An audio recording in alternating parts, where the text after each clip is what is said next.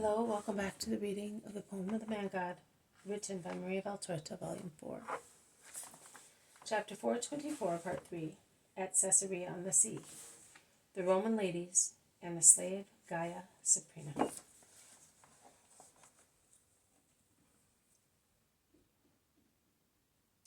Jesus walks back to the storeroom slowly.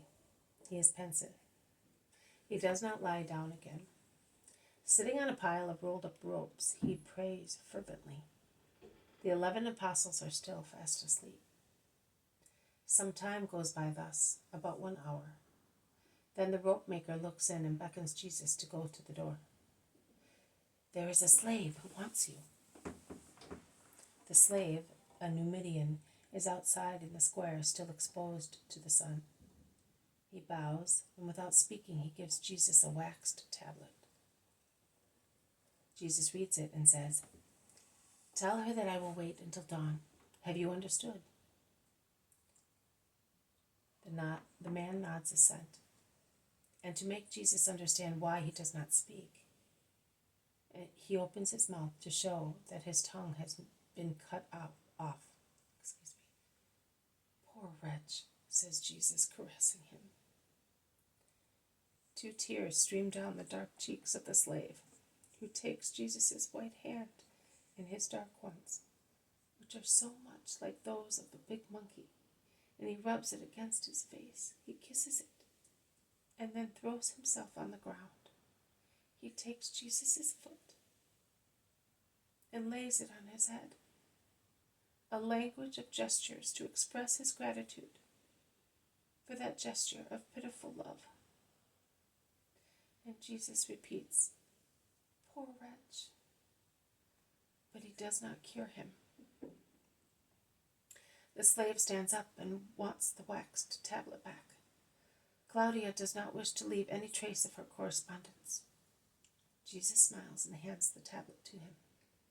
The Numidian departs, and Jesus approaches the rope maker. "I must remain here until dawn. Will you allow me?" "Everything you wish." "I am sorry that I am poor." "I am pleased that you were honest. Who were those women?" "Foreigners needing advice. Healthy? As you and me." "Good. Here are your apostles." In fact, rubbing their eyes, stretching themselves, still half sleeping, the 11 come out of the storeroom and go toward the master. "Master, we will have to have supper if you wish to leave this evening," says Peter. "No, I am not leaving until dawn." "Why?" "Because I have been asked to do so." "But why? Who asked you?" "It was better to walk by night. It's new moon now." "I hope to save a creature, and that is brighter than the moon, and more refreshing for me than the coolness of the night." Peter draws him aside. "What has happened? Have you seen the Roman ladies? What mood are they in? Is it them who are becoming converted? Tell me." Jesus smiles. "If you let me reply, I will tell you, O most inquisitive man. I saw the Romans. They are going towards the truth, only very slowly. But they are not going back. It is already a lot. And with regard to what Judas said, what is the situation? That they are continuing to respect me as a wise man. But for Judas, is he not involved? They came to see me, not him. Why then was he afraid to meet them? Why did he not want you to come to Caesarea? Simon, it is not the first time that Judas is strangely capricious." "That is true. And are the Romans coming tonight?" "They have already come." "Why are we waiting until dawn then? And why are you so inquisitive? Master, be good. Tell me everything." "Yes, I will, to remove all doubt. You also heard the conversation of those 3 Romans." "Yes, I did. Filthy.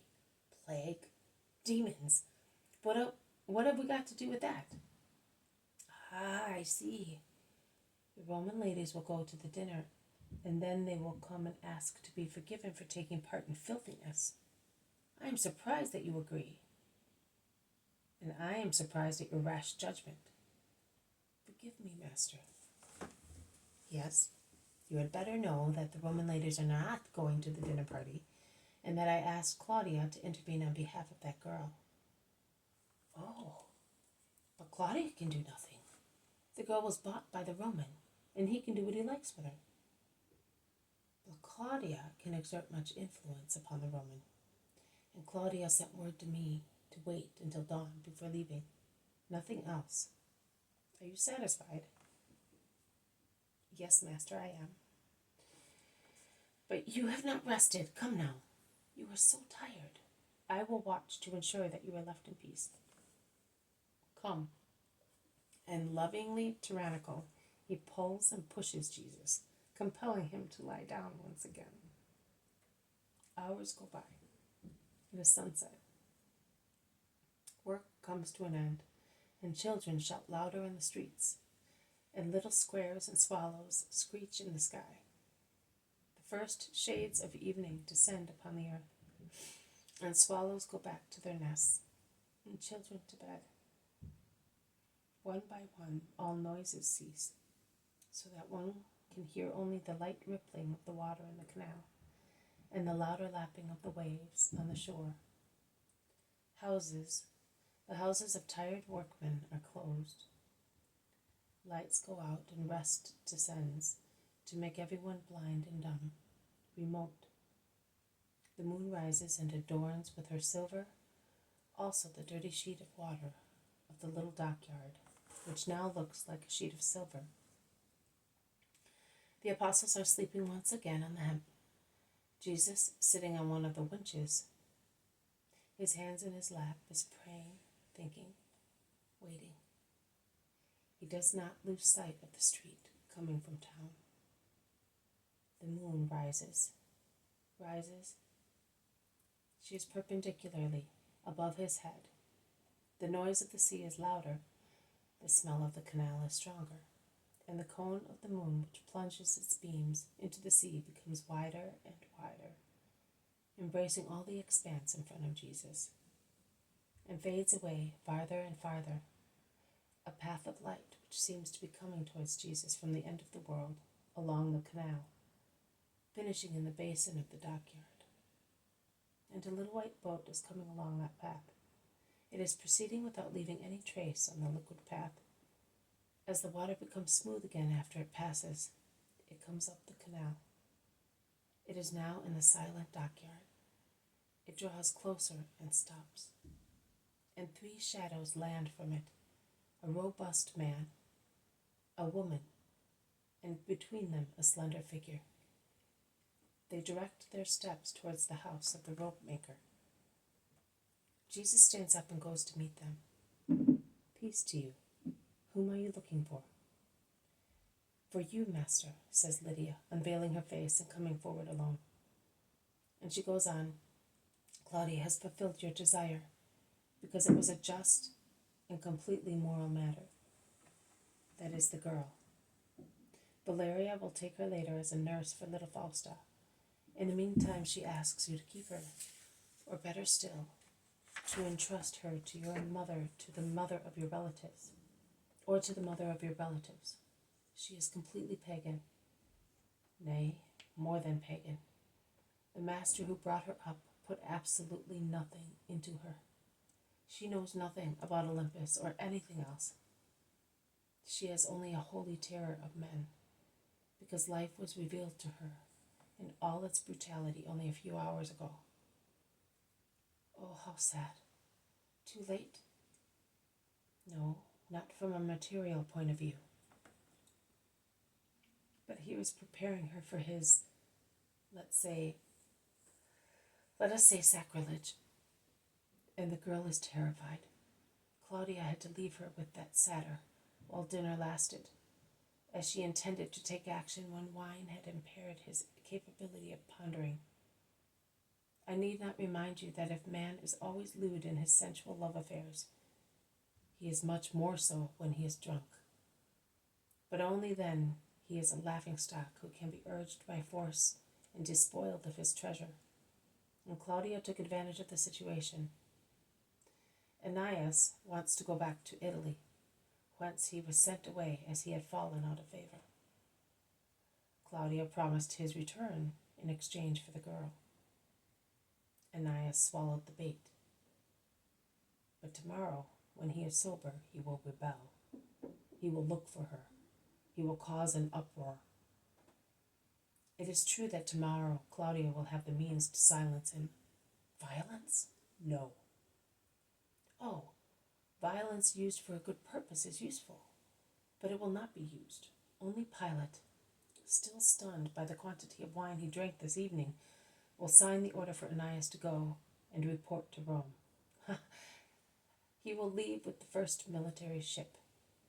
But in the meanwhile, it is wise for the girl to be elsewhere, lest Pilate should repent and revoke the order. He is so uncertain, and it is better for the girl to forget if she can. Human filth. Oh, Master, we went to the dinner for that purpose. But how were we able to go to such orgies up to a few months ago without feeling sick? We ran away as soon as we achieved our purpose. Our husbands are there just now emulating brutes. How disgusting, Master. And we have to receive them after they... Be austere and patient. You will improve your husbands through your exemplary conduct. Oh, it is not possible. You do not know.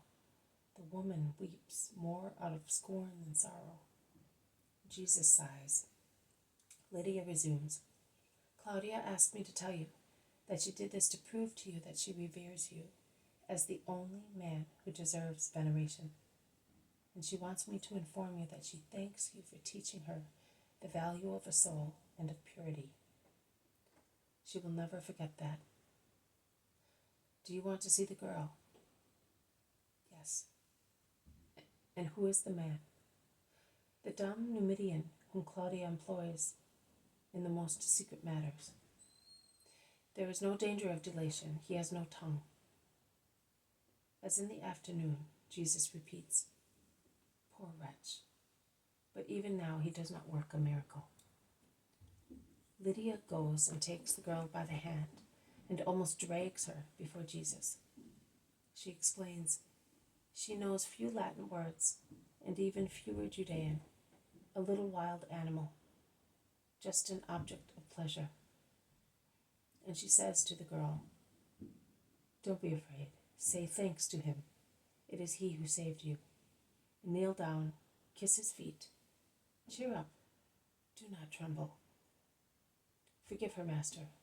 She is terrorized by the last caresses of drunken Aeneas.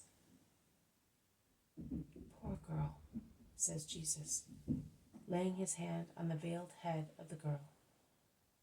Be not afraid. I will take you to my mother for some time. To a mother. Do you understand? And you will have so many brothers around you. Be not afraid, my dear daughter.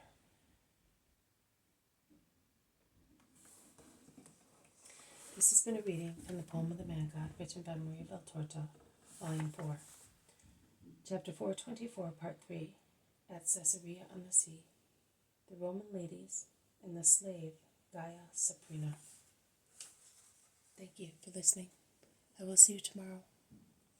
May God bless you, and may peace be with you.